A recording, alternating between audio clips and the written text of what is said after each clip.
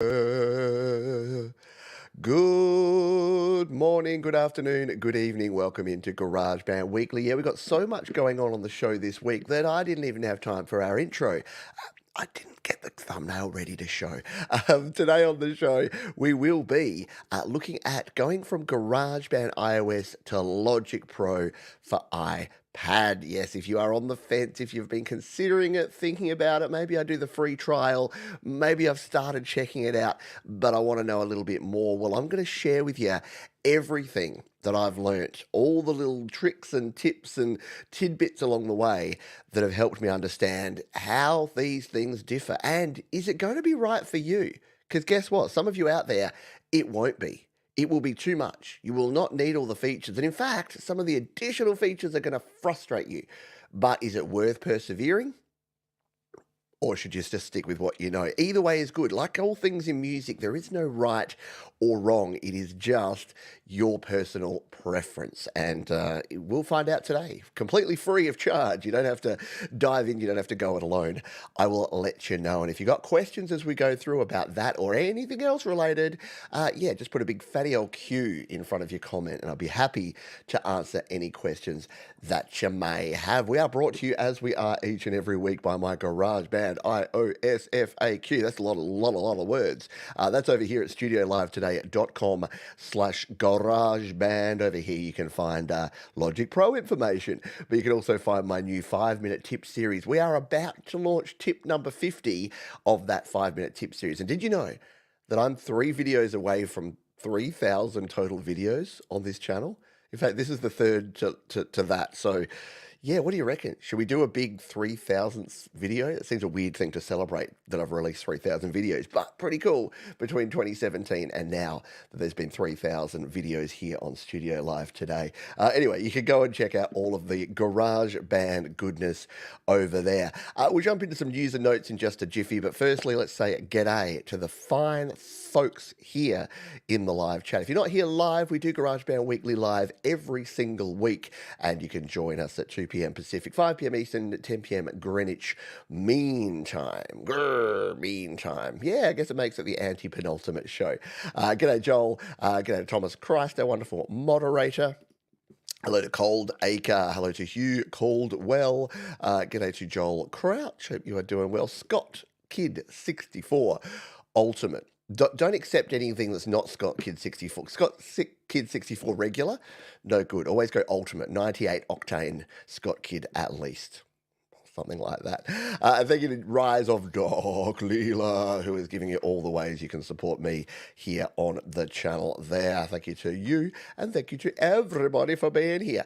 Let's talk news and notes. I don't have a whole lot on the news front this week, but I've got a couple of little notes here. Unless you were under a rock in the last week, and I kind of was, and I usually am, but my wife gets home from the supermarket. She says to me, there's some sort of global crisis going on with all the computers. And I'm like, oh, that's interesting. Go on to news, find out that, yeah, there was a deployment and it was done overnight in the US because that's how these things happen, which means Australia are usually the guinea pigs. When those big overnight deployment things happen, we're usually the first ones that actually see what goes on. So there were problems at the airports. There were problems at the petrol stations, the gas stations. There were problems at the supermarkets. There was problems everywhere. And turns out it was to do with a company called CrowdStrike, who fairly ironically, I mean, it's a bit of an Alanis Morissette style ironic, but they are a security company that prevent software attacks. They prevent those denial of service attacks and those nefarious third-party actors that get into systems and cause havoc. But it means that they have to do pretty constant patching. And they did. They patched all of these systems, all Windows systems overnight. And yeah, unfortunately, all hell broke loose. They all blue screen of death. And yeah, people were walking into supermarkets and unable to scan because we are reliant on the rise of the machines. So no human could get the planes in the sky or get the packet of Tim Tams scanned because all the computers had shut down. Turns out that there was a fix for it, but you had to literally get like a USB key with a fix on it and go around to each individual terminal and install this patch update, which has taken pretty much the rest of the week to do. So yeah, cash only it was. We went back to the day of cash only. Which is very weird. The cloud went on strike, exactly. Cloud strike? Cloud on strike. No more cloud. Which, look, is it related to what we do around here? Only for sort of two real reasons. Number one, how smug were Mac folks? Jeebus. If Apple people, if the cloud of smug that emanates from Apple users on a regular day was bad, this was like, the air quality warning that they have in LA. They'd be like, if you're in the Bay Area, please don't step outside. The cloud of smug from Apple users is actually causing havoc with people everywhere. And part two is it does sort of give us a little bit of a window into our reliance upon the cloud for everything. And it's why I do recommend that when you're backing up and when you've got your gear, you've got it in three places. You've got it in your regular daily use place. You've got a backup, and sure, if that's a cloud backup, I agree. They are good, they are great, they are convenient.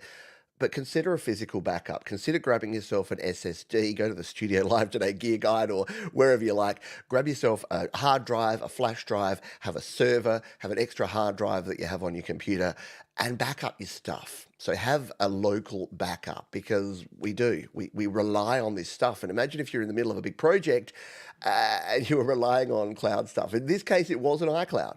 But who's to say it won't be next time? So if you are like me and you probably suckle at the teat of things being online and accessible all the time, maybe just have a little think about what would happen. What worst case scenario? What would happen if everything that you host? What if someone hacks into your account and they go in there and they just delete everything and you got nothing? Where do you go from there? So it did make me think about that and go, yeah, maybe I need to think a little more about my local backup options as well. That's all we got, because guess what? It's been pretty quiet on the Apple front. Quick update for me personally. I'm running the iPad M4 Pro. It is great. I said it on last week's show. It's just like the M2. I really haven't found something it does better. Like when I'm rendering a video, maybe a 4K video renders in like 30 seconds less, because it's got that extra processing power. So for me, as an audio and video guy, but audio-wise, look, the M2 was absolutely crushing it. So if you're sitting there and you're on the fence between an M2 and an M4, the M2 is such good value. Get last model's M2 Pro, or get the new Air that has the M2 built in. That is a really good price right now. I would not. This is on loan from Apple, the one that I'm using here, my M4 iPad. This is on loan from Apple.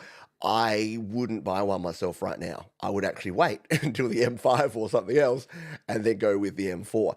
I tend to find that for me, yes, it's great. I'm very privileged that I get to try out the latest and greatest, but I tend to be about a generation behind, because I think that's your value price point. That's why things like the iPhone 14 at the moment is actually a great deal right now. And then as soon as the 16 comes out, the 15 becomes a great deal. So that's where I put my hard-earned.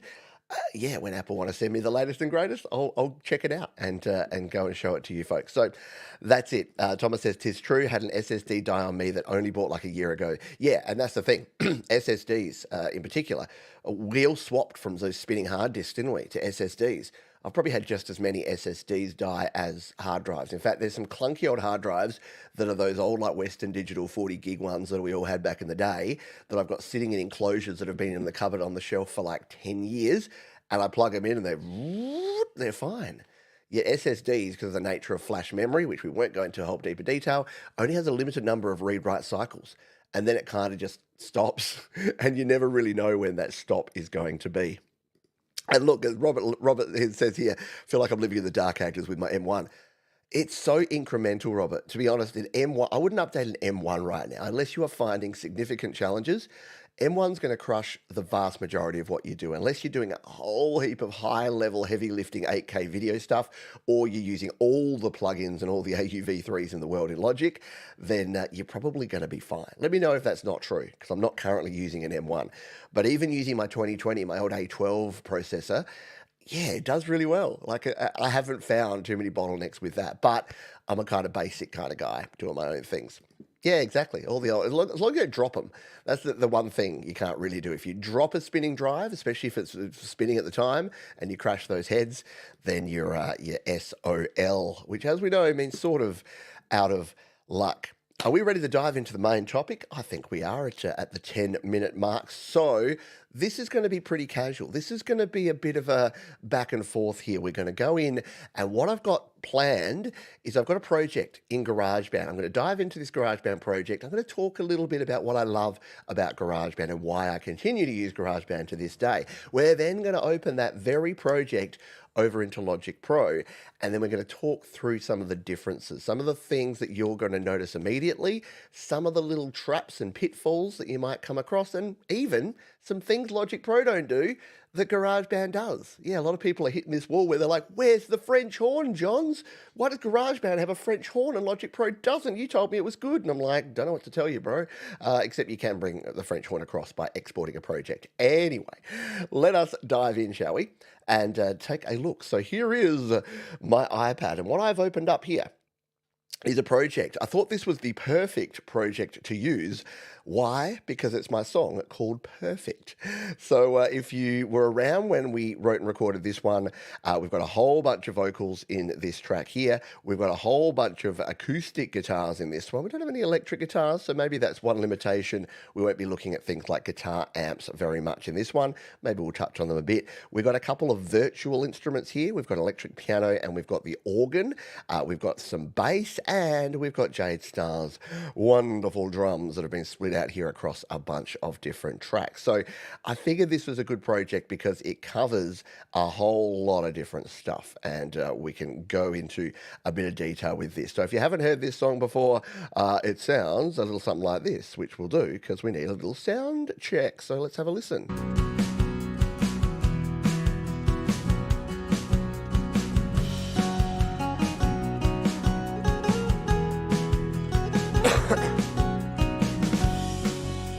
Life isn't always fair.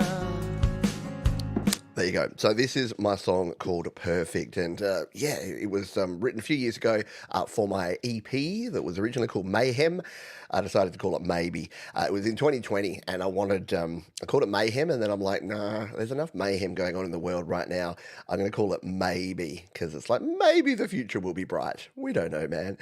So this was from that EP, and the original was just the riff, the do-do-do-do-do-do-do-do, the little chord progression there. It's capoed up on the second fret if you want to play along at home, so it's actually in F as opposed to E, which is the original key that I kind of wrote it in just because it suited my voice a little bit better. All right, so here in GarageBand, as you know, things are easy. And the reason that I still use and still love GarageBand is to add a new track, it's as simple as hitting the plus button here. If you wanted to get yourself a guitar amp sim, you hit plus, you go distorted, and you've instantly got a guitar amp ready to use. If you want to add in a drummer here, so you wanted to get some drums going on, you just come across and you press the big button of the drummer, and it's going to give you a drummer that's going to do something related to your song. Let's see what Ronnie's going to do. And everyone has their problems. Go Ronnie, yeah? Maybe you wouldn't use Ronnie. So that's really, really simple, and it makes it easy for you to just add tracks here in GarageBand. Mixing in GarageBand is pretty simple once you learn that you've got to pull out your little mixer. So a lot of people are like, oh, I can't adjust my volumes here. Yeah, GarageBand users know you just pull on that one and you can grab all of your mixing. But you can't tell what volume things are at. There's no metering in GarageBand, so even though you see the little lines there, they don't really mean anything. GarageBand has a wonderful thing called auto normalization. So when you export your project, it doesn't really work. And exporting is kind of weird in GarageBand because you don't do it from within here. People start with this and they've used other DAWs and they go, where's my render? Where's my export? Why is there no option? And you rather unintuitively have to close the project and then export from the file manager. You have to share it from out here, which is a weird thing because I know Jo Glenn, who's just in the process, she kind of inspired this show. She's moving from GarageBand to Logic Pro, and she said, Johns, where the hell do I export?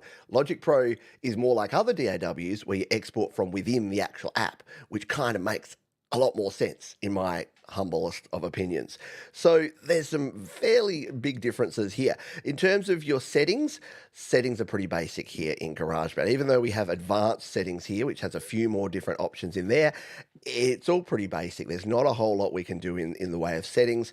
Your things like your metronome, Your time signature, your tempo, your key signature, they're all static. They're all single things. We can't change those up. Logic Pro allows you to change those up. Things like your automation. Automation here in GarageBand is really, really simple. It only automates volume. And yes, there's hacks, and I've showed them here on the channel. There's ways to automate things like effects and things like panning by duplicating tracks and doing other things. Logic Pro for iPad has an entire automation suite where you can automate everything, every button push, every slider, every knob twiddle can be automated in Logic Pro for iPad. And I kind of touched on it there with the volume stuff, but mixing, we don't have a mixer here. And GarageBand is a single pane interface. This is probably the biggest thing that folks moving from GarageBand over to things like Cubasis or things like Audio Pro or now Logic Pro find, is that with GarageBand, everything is done in one spot, and you get a little bit of that component feel when you open up the mixer here, but that's about the only thing. You often can't have more than one thing going on at one time, to the point where a lot of people are frustrated by this. But if you're trying to record a new instrument, so if you come in here and you want your amazing French horn that we have in here but we don't have, and you're trying to record it, you can't record it back out here. So you're in this interface. So if you're doing something, if you're recording an instrument, you're in the instrument interface. If you're doing some editing, you're in the editing interface. If you're adjusting a plugin, you're in the plugin interface. Whereas in Logic Pro, you can have the screen real estate kind of a little bit more optimized. You've got that modular layout where you can have different things open at the same time. By the way, underrated, the French horn here in GarageBand. Super underrated. It's a great little instrument. So they're the main things here, and the main differences kind of spoken. But we're not going to be able to explore these in detail until we bring this project over into Logic Pro for iPad. So how do we do that? First of all, we're going to close it out. And I've left that French horn there. In fact, let's play a little French horn, because I just need to make sure. Whoops. I'm opening the wrong project. I'm opening a French horn demo. This was just a demo I did to see how it would work if we brought the French horn from GarageBand over into Logic Pro. Let's instead open this perfect demo again, and let's just play in, because we need to make sure that we have a note here at least. I'll play it right here.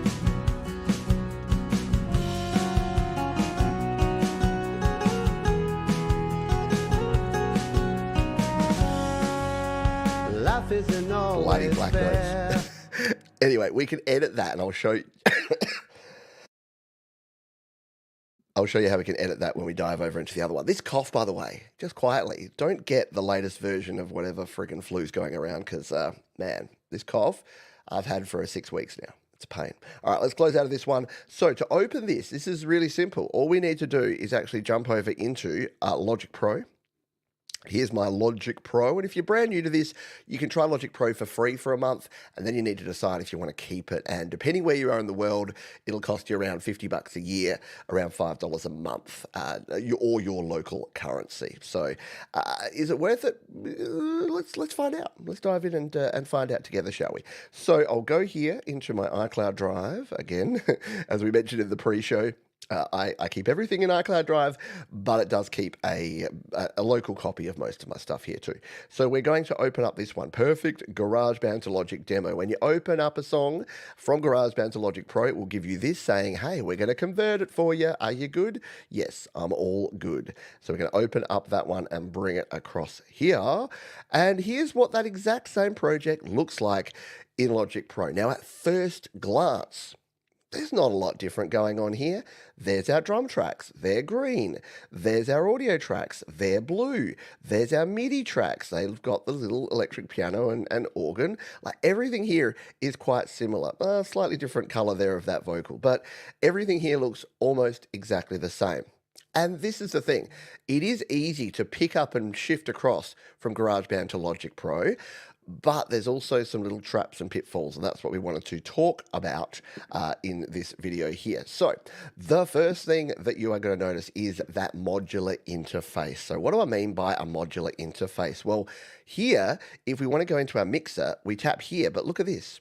everything's movable. We can actually have access to multiple things at once. So this is cool because if we're playing a vocal here, we're playing my lead vocal, we can solo it and check it out. We can see that lead vocal down the bottom here. And as you move it up, you can have like one track playing here so you can see the waveform while you do your mixing, or even while you adjust your plugins, because you get a full mixer view. You can actually mix it in the mixer view. So that's kind of part one of what the modular does for you. So let's just say we're playing this. Oh, we've got there you go. We also have this. You can actually set a playback loop. So we will turn that off because we just want to be able to play this. And everyone has their problems. So we can actually listen to that in isolation, and then we could adjust the panning here. We could add automation, which we don't have the option to do in many different ways there. We've got metering, so we can actually see, if we look at the meter while we play this, look at that. We can see a dB meter. It's easy to hide away. So I can see that that vocal is like peaking there at around about -10.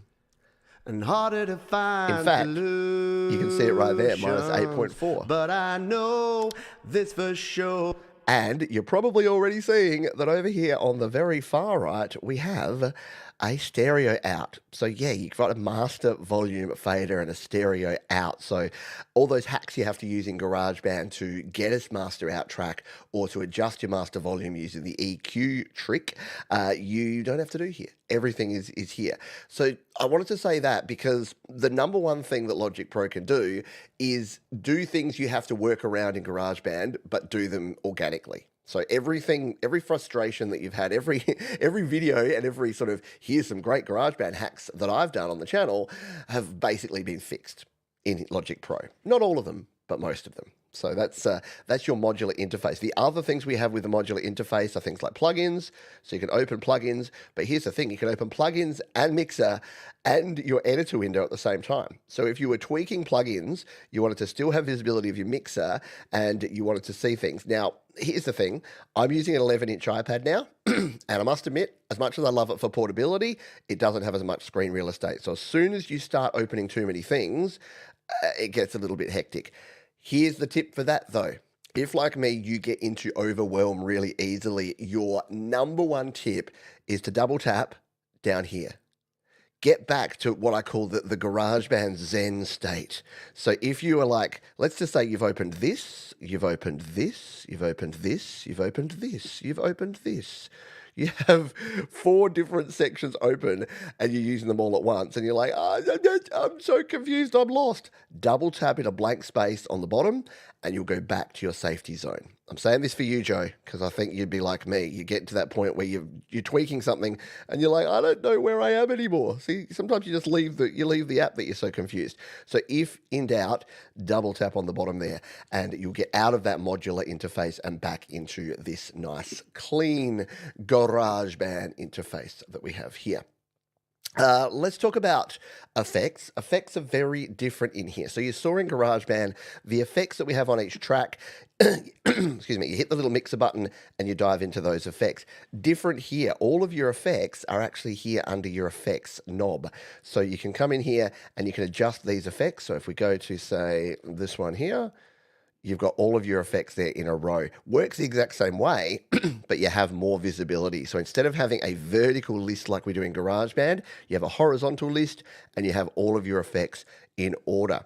The same deal here if you want to get more detail. Instead of hitting the drop-down arrow, we double tap and that opens up the effect there. We can go back to our main effects by just tapping the back there. So all of your effects get added in here. To add an effect, we need to go over here, and it's outside of the scope of this video, but there's audio effects and there's also MIDI effects here in Logic Pro. And in fact, Patrick over at the GarageBand Guide did a fabulous video on MIDI effects recently. Go watch that if you want to learn about those. We also have here some track sends and our output settings here as well, which again is a little bit more advanced, but your output is your stereo out. So you've got things like limiters that you can do if you want to do mastering and things like that. You've got the mastering wizard here in Logic Pro for iPad, which we'll talk about a little bit later.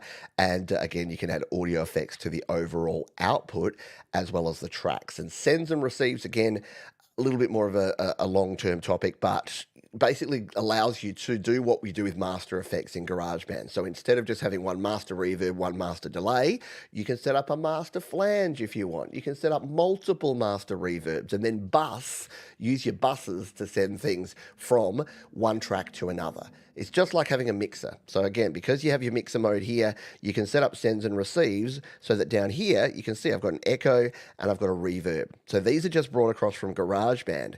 And what you'll notice is that anything that had some master effects added to it actually is being sent over to here. So see all these little buses and see how some's going to bus 1 and some's going to bus 2. These are all these tracks. So this track, for instance, this electric piano is busing a little bit to bus 1, which is going into our first bus here, which is our echo, and it's got quite a bit going into bus 2, which is our reverb. And the cool thing about that is you can change independently the amount going from each track, but then you can come and actually tweak these buses. So you can change the type of echo, you can add to the reverb, you can add a second effect, you can really tweak and change things here in the mixer. While we're talking about the mixer, a couple of other things that you need to know about the mixer, and that is that you're in mix mode. There's 2 modes in the mixer. So here in mix mode is exactly what it sounds like. You can twiddle your knobs, you can move your dials, you can play around with everything. Yep, if you double tap it, it'll bring it up in a bigger knob like that. But you'll notice here you can't change anything, and that's because we're not in edit mode. So imagine that this is like when you're doing your mixing. You got your mixer board out there and you're moving your dials. If you wanted to, say, change a plugin, and again, if you want the analog version of this, say you need to plug in a reverb unit or you need to plug in a flanger to one of your channels, well, that's where you need to go into edit mode. You need to stop mixing, you need to go to edit mode. So that's where you hit the plus button here and you go to setup mode, and here's where you can set things up. You can add MIDI effects, you can add additional effects to each of those chains, you can change your inputs, change your outputs, you can do a bunch of things with the edit mode, and then make sure when you're done, you go back into your mix mode and continue with your mixing. So that is one of the biggest changes that you get here, is the ability to add in your effects and have those different ways of visualizing your effects there in the mixer. There are different things you can do with editing. So if you're familiar with GarageBand, you will know that you can edit. You're out here, you've got an audio file, right? This is my bass. So this is the bass, and when we play it, it sounds like this. Now, editing this really in GarageBand, like if you tap it, you can go and there's a few editing options here, whereas we have a whole lot more. We actually have a full editor here. So that's what this window is here. We go into the editor and you can do all sorts of cool things in here. You can do all sorts of your trimming and your cutting and your fading and everything that you want to do, just like you would. And you've also got a bunch of other things in here as well. So there's a bunch. You can change the tempo. You can analyze the region to change the tempo and write the project tempo to the audio file. So if you bring in an audio file that's not at the right tempo, and look, does this work perfectly? Not really. I still recommend using the right tempo. Again, audio files are going to sound best if they're native at tempo. But you can add tempo information. You can do a whole bunch of splitting and moving. You can use the stem splitter if you want to. You wouldn't for this because it's just one bass. It would just split it out as bass. But there's a heap of stuff that you can do in here. There's a lot more editing tools. And then, of course, you've got that automation. And the automation on that has not only the opportunity to put automation for volume, but you can see here you can automate everything. Your panning, your solo, your mute. You can make something solo come on and off if you need to. All of the different sort of plugins, you can automate an individual thing. So you can change the sidechain detection or the limiter on your compressor. You can change the EQ. Ever wanted to do that cool sweeping of the EQ? Yeah, you can now do that because you can literally ride your EQ dial while the track is playing, write that automation onto the track, and then it will play that automation back. So there's a heap more you can do here in the editor. Same goes for your MIDI. You've got other options. So if we've got the electric piano here, and again, you can either go to get to the editor, you can either just tap on the editor there and go to your editor option there. And if we come to a spot where it's got audio or MIDI data, we can play around with the, oops, I'm still in my automation. Let's not automate that. There we go. So we can change all the same things that we can here in GarageBand. You can tap on individual notes. You can change velocity. You can change the force legato. There's a bunch of articulation. You can transpose octave up, octave down. You can do all the things. And there's a heap of other options here in the MIDI editor that you can spend literally hours going through. And if you forget to press that button, you can still use the old standby of going edit, show in editor as well. You got quantization, you got all the things that you would expect that you have in there. One thing you don't have is merging. So I was going to talk about this at the end, but for those that have used GarageBand and have liked merging their tracks, so grabbing a track and merging it down, you don't have that. Instead, we have things like bounce and join or bounce in place that you can use for that. So you can actually bounce a track in place, which means that it'll actually bounce it down and export it and then put it back into the project. So it's an option there. I'm going to pause for a moment and then take you back into that, but I did spot a couple of questions, so we're going to answer those and then we're going to jump back in. Barry Glenn, could you explain the difference between stereo master volume and just master volume? Yeah, so I actually have a video on this. So if you search Pete John's stereo out, so the main difference here is that your master volume is literally just a volume track. So you can't actually do anything with the master volume apart from turn the volume up and down. Whereas your stereo out track is kind of that in-between thing. So your stereo out track is where you'll add your limiter. That's where you'll add any of your master effects that you want to put on the overall track. So you can see here it's got more options than the master tracks. You don't really need the master track, to be honest. The stereo out track is more useful. And if you don't see the stereo out track there, I got this question a lot early on, you can go in and actually add it. Now I've got to remember where that is. Here it is, show output track.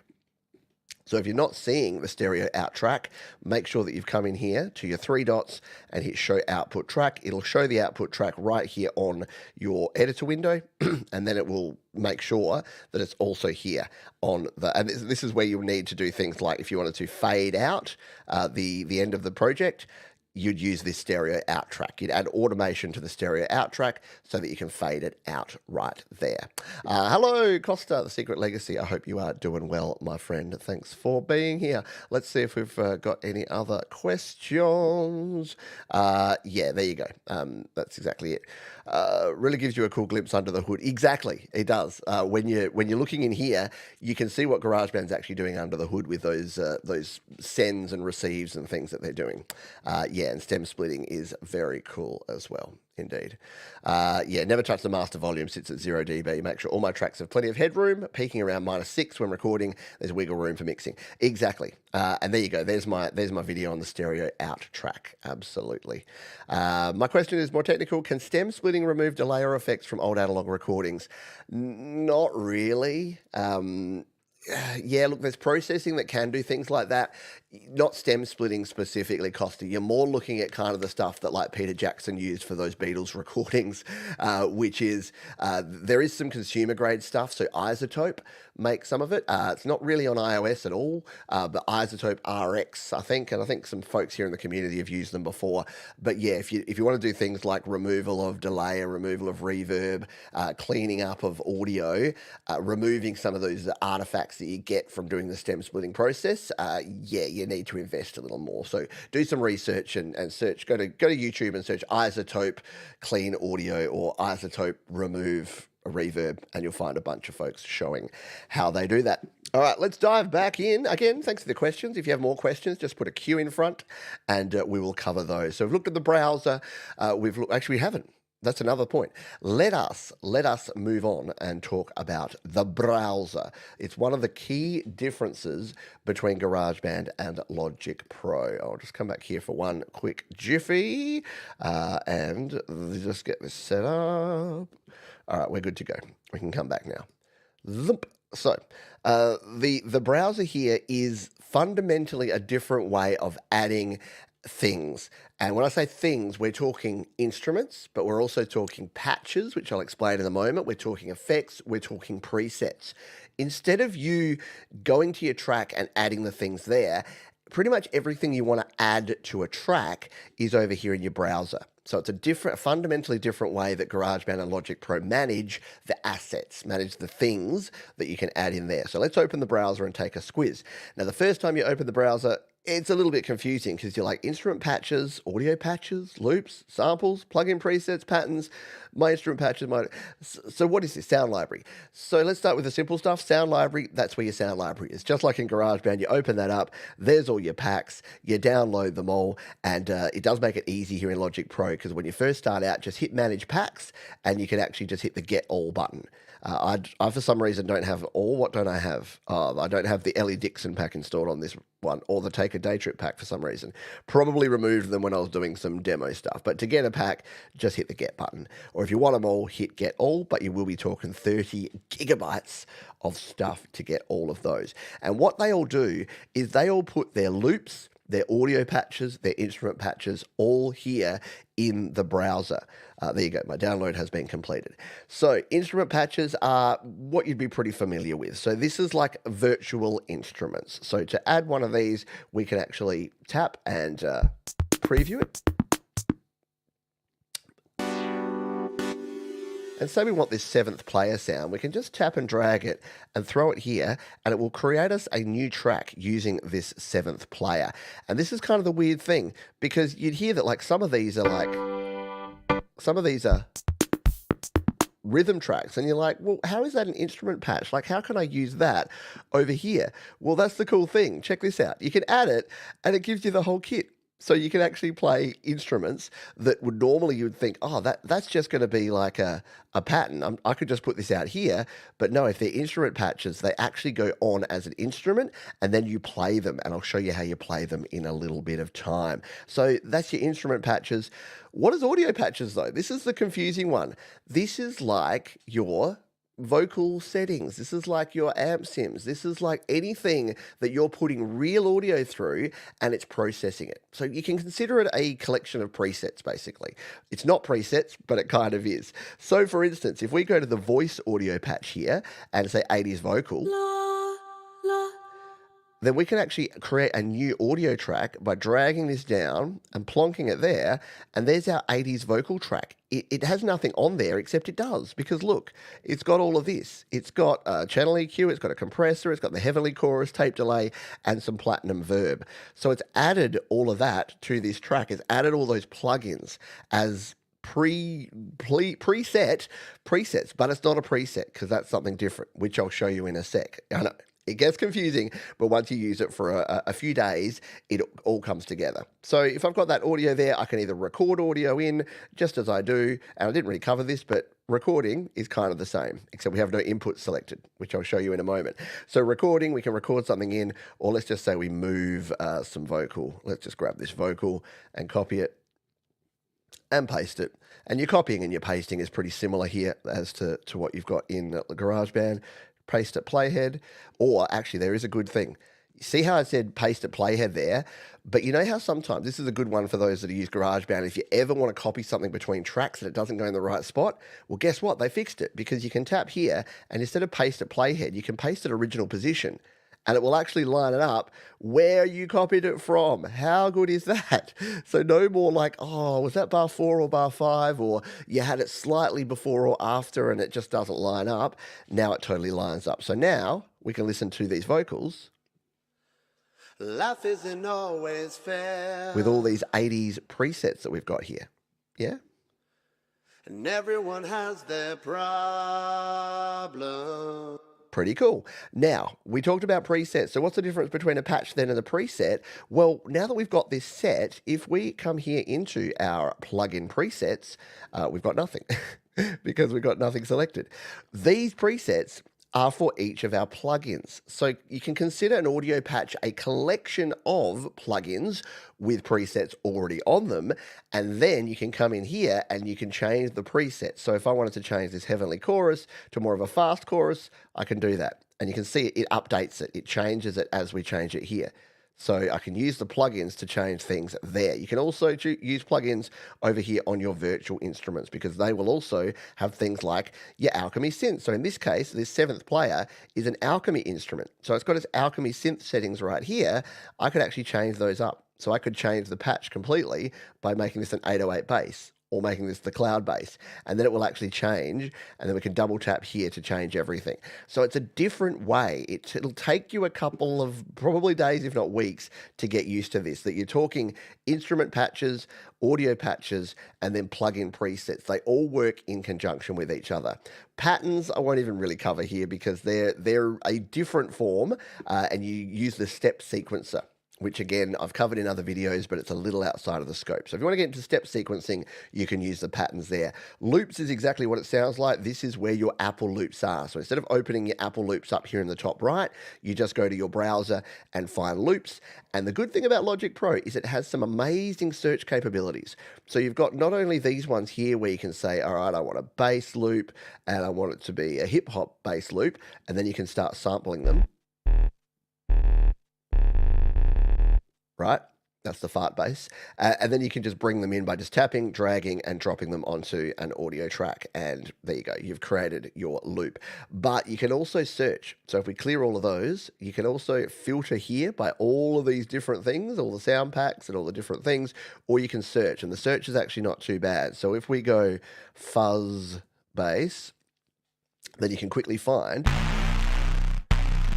some fuzzy bass to throw into your track. So loops are there, they're just in a different place, and you can use them exactly as you do. And again, there's the 3 different types of loops, just as you have. You've got your MIDI loops, you've got your audio loops, which are just an audio file, and you've got your session player loops.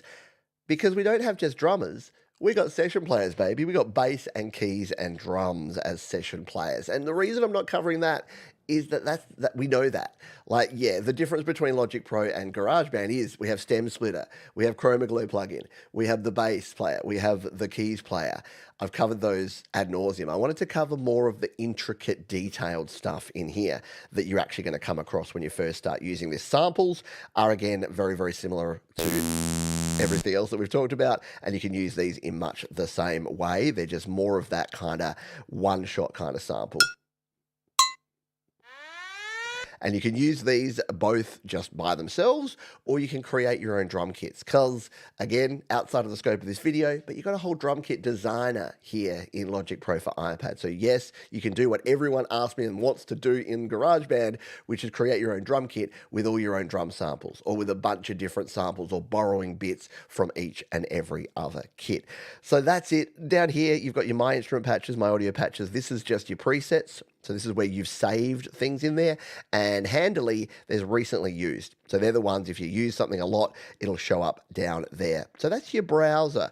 How are we on time? We've got about 20 minutes left to go. Going to have a pause here and answer any questions that have come through. Tanwa, hello to you. Hope you're well. Can we do synth or future melody like Serum and the iPad? I'm a beginner. Yeah, absolutely. So, especially for electronic music's iPad, so Logic Pro for iPad and GarageBand for iPad have a heap of packs from different producers, all with a bunch of different styles. And there's definitely some future bass. There's a future bass pack. There's I don't know the names of all the genres of music, but yeah, if you're using GarageBand or if you're using Logic Pro, jump into the sound library and you'll see that there's all these producer packs, and then there's all of these sound packs. So there's got a whole bunch of different sounds, and you can mix and match those to your heart's content and create yourself some cool, unique sounds. And a lot of people here in this community do exactly that. Do we have any other choirs in GarageBand, or do we have to adjust them? Yeah, so I think there's some are there some more choir samples that we have in here? You could play for days. Let's just go into samples here, and if we search for choir, what have we got? So we've got a choir.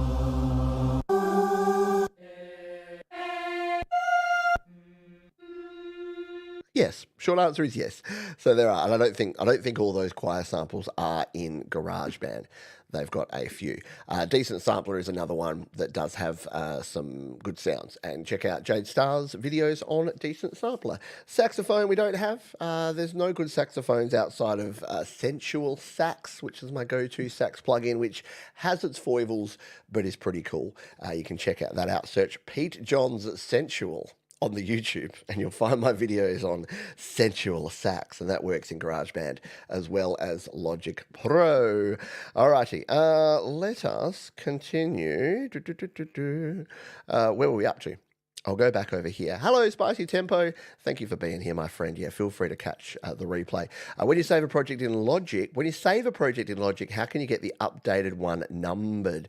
Yeah. So how do we use version control in Logic Pro for iPad the same way that I do in GarageBand? Well, Logic Pro does actually have some autosave features and some basic version control.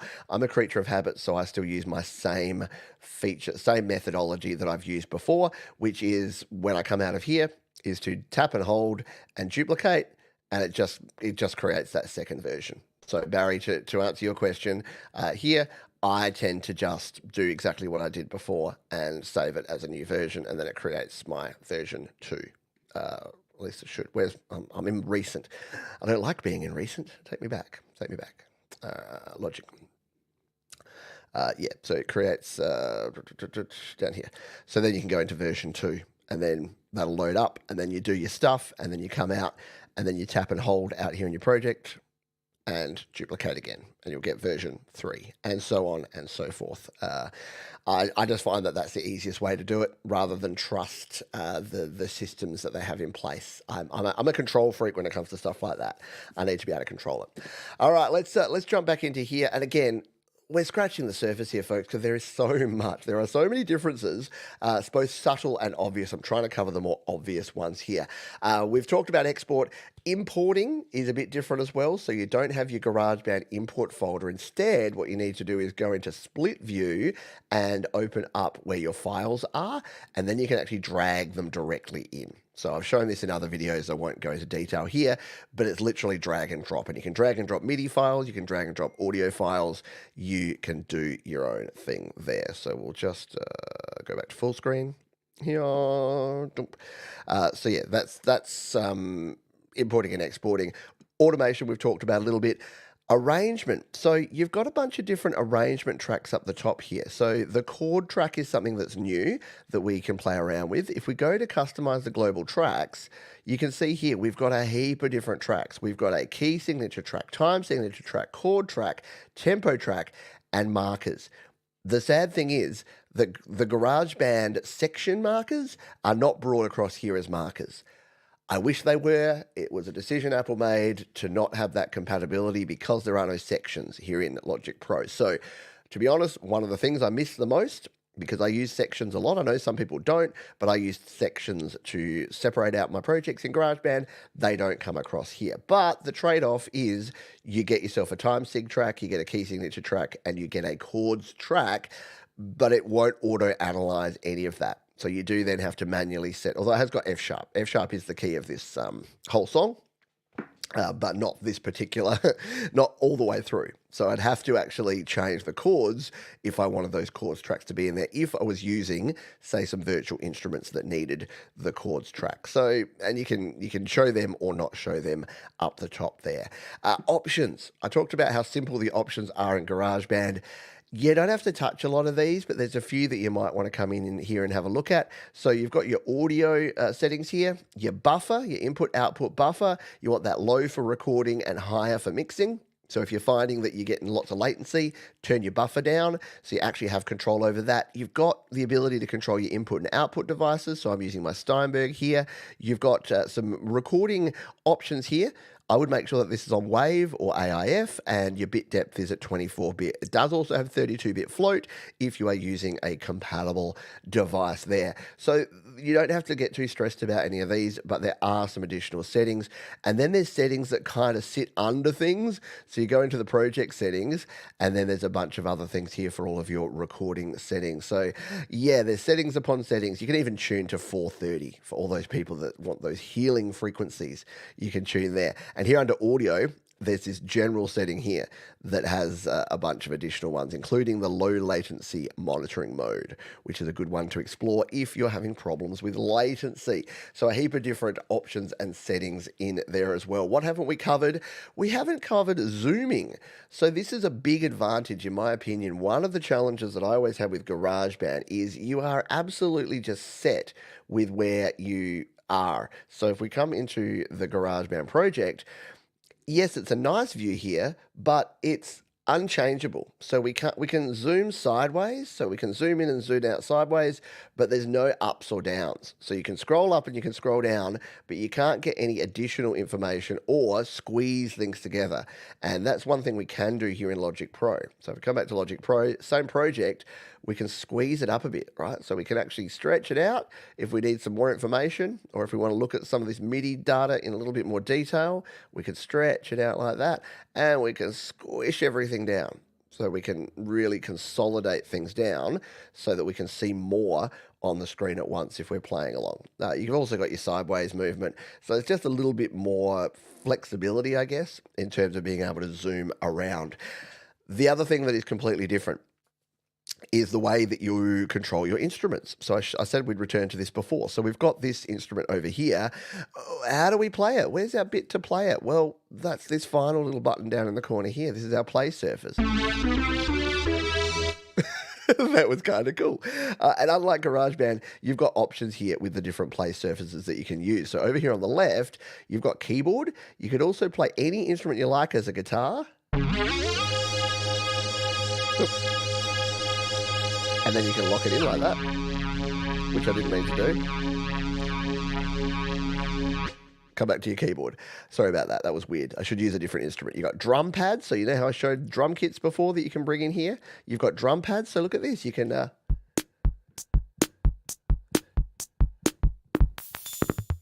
So you've got instruments that have multi-samples and things like this rhythm box, you can actually play in here as a MIDI instrument, but with its multi-samples because you can use the drum pad. Now, if you use just the keyboard, it's not going to make a lot of sense. So you need to use the right surface. You've got fretboard, which you can use like a, which is very weird if you're doing... If you're doing that on, let's go back to this one. We'll go to the fretboard. You got a fretboard, so you can play it like a... You can play it like a guitar that way. You've got your chord strips, which you'd be familiar with if you're in GarageBand.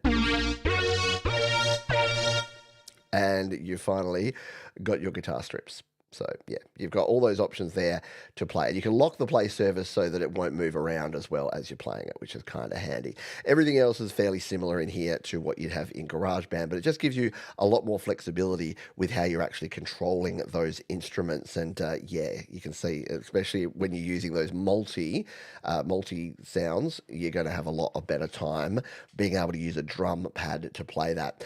Couple more things here that we have that are kind of fundamental to this, and that is this little option here. So this is the, I always forget the name of it. Great demo, Pete. You've forgotten the name of the thing. Thomas Christ always reminds me of it, so he'll be telling us in the chat. Is it the Finder? No, it's the something.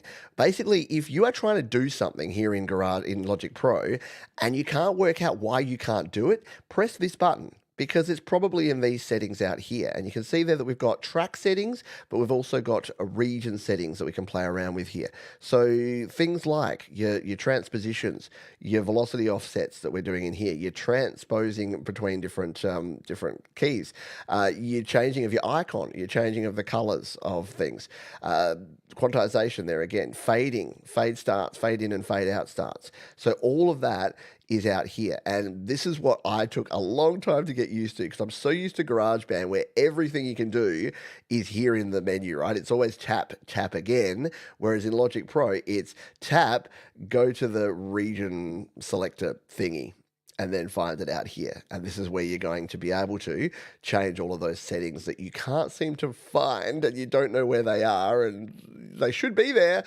Well, then they're out there. So that's an important button to remember. And another one, which is super duper cool, Inspector. Thank you. Yes, there you go. Joe and Barry Glenn have got it as well. They've been learning as well. But yes, the inspector. I always forget the name of that. I call it the finder, but it's not really that. The inspector. And then the final thing, a really, really handy thing is this one here, which is your channel strip. So this does a bunch of things. So this helps you with things. Let's go to the vocals for this one, and we'll just solo these lead vocals. So the channel strip does a few things for you. If we play this.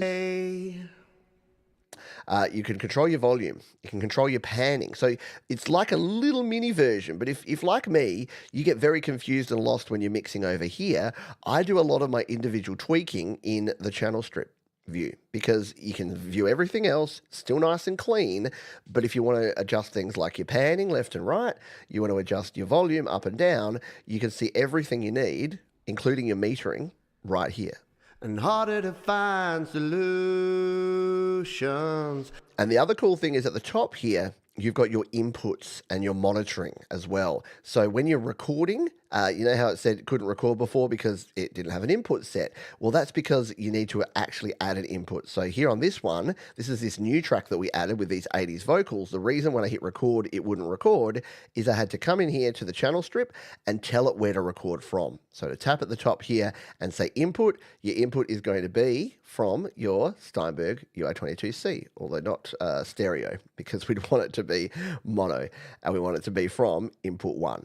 So if you're trying to record and it's not working, it's usually because the input setting hasn't been there, and that's where your monitoring is as well. So you can turn your monitoring on, and that way you'll be able to hear the microphone sound coming through. So same for guitars as well. We didn't really touch on guitars, but they work exactly the same as audio, except you use an use an audio patch, and instead of using a vocal audio patch, you use a guitar audio patch. So that's the thing. There's no separate guitar amp or vocal patch or drum patch. They're all audio patches, and then you'll find whatever you want in there and then add them in. So it's just a different way of looking at things. But yeah, your channel strip there is a very, very handy dandy thing to play with. What have we covered here? We've covered browser, effects, we've covered editing modes, the mixer, input and output. We've got your automation, the arrangement, the settings, changing patch. Changing patches is really simple. So changing things here in GarageBand, in Logic Pro is simple because of the browser. Because you can actually just grab a different audio patch and throw it over onto here. So you can play around with things. So I've just put a guitar amp on this vocal. But I know. And that can sound pretty cool. So there's no limitations to what you can do because an audio patch is an audio patch. So if I wanted to like put this ghost or fuzz vibe, let's see what a fuzz vibe guitar patch on my vocal sounds like. This for sure. Hello. This ain't a dress rehearsal. That's pretty cool. So yeah, you can actually change things up like that. You can do the same here with your different plugins. So if we just come out of the browser there, you can actually move plugins around by going to your edit mode, and you can just do just like you would in GarageBand. You can change the order of these, move them about, and as we showed before, you can add different effects in there. You can even change fundamentally the instrument you're using. So remember this French horn that we had over here that we played a little bit with before? Well, if we come here into the plugins of that one, we'll go to edit mode. See how it's got sampler? It's using the sampler because there is no French horn here in Logic Pro. So when I play this one, it's using a sample of the GarageBand one. But guess what? What if we want to change this? Well, we can actually remove that and add a new instrument here. So we could add in one of the AUV3 instruments that we have, one of our external instruments, or we could even add the studio instrument. So say we wanted to change this up for our studio brass instead, we can put the Logic Pro horns on here.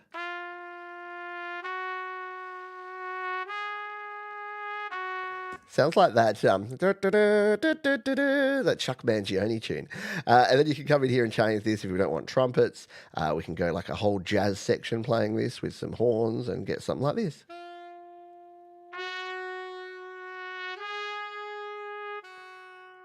Very cool. And there's, settings out the wazoo. I do not have anywhere near enough time to show you all the different studio horns, studio bass, studio strings, studio pianos, drummers. Yeah, you get the gist. There is so much in here to explore. But the cool thing is, hopefully that this little session has shown you that It's not daunting. It's not completely overwhelming. Remember, once you've opened everything up and you're getting completely confused, double tap in the bottom and you're back to here.